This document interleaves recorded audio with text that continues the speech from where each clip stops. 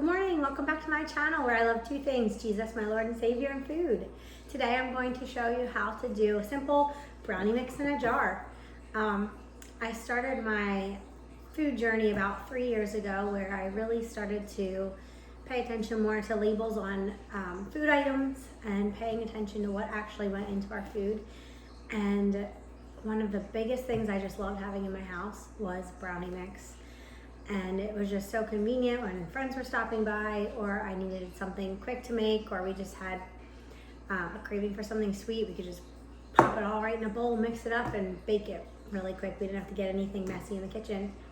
So I thought to myself, well, there's got to be something out there to make my life a little bit easier, but have clean ingredients. And I found some recipes online. I used the Love and Lemons recipe. I put all the dry ingredients in my jar.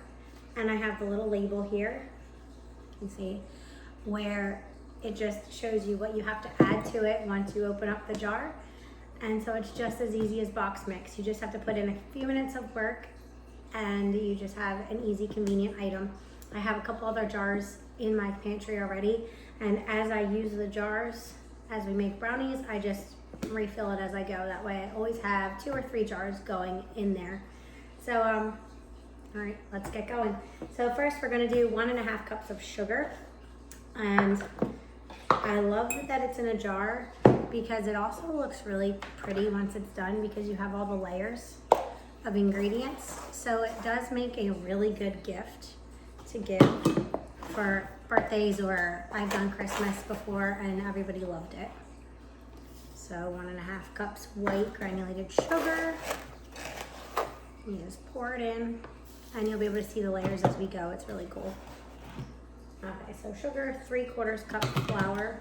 Right here. I forgot my 3/4 cup. Hold on a second.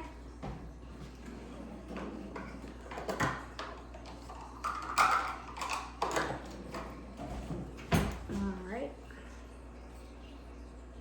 Make sure it's level. Don't have a giant heap.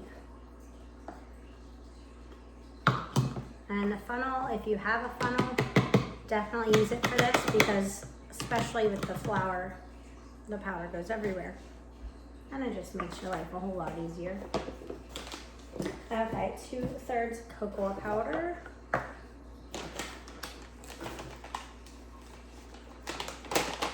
Ooh.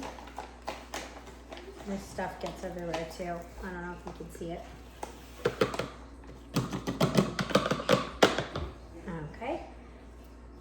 Powdered sugar. Now I already sifted the powdered sugar because for some reason, maybe you guys can comment and help me out here, but see how it's all chunky? No matter what I do, it just always goes chunky. I just don't use it fast enough. I don't know. I keep it in the basement. It can be a little damp sometimes down there and it's a little bit cool. And if I have it down there for too long, it definitely gets a little chunky like that. So maybe if you guys have any suggestions on how to keep it from doing that, definitely send me a comment. I would love to hear what you guys have to say about that. But for now, I'm just gonna have to take the time to sift everything out. So I sifted 1/2 cup of the powdered sugar. And then we have 3/4 teaspoons of salt. I don't have a 3/4 teaspoon, so I'm just gonna use the 1/4 teaspoon. That's why you're gonna see me do it 3 times. And the very last and best ingredient is chocolate chips. I use semi-sweet. You could do milk chocolate if you wanted,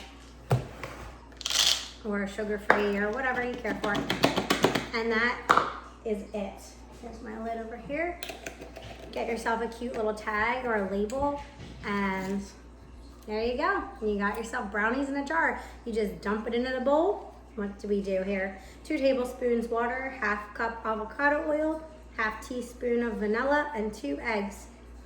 And you mix it all up and you got yourself some delicious homemade brownies that'll impress anybody.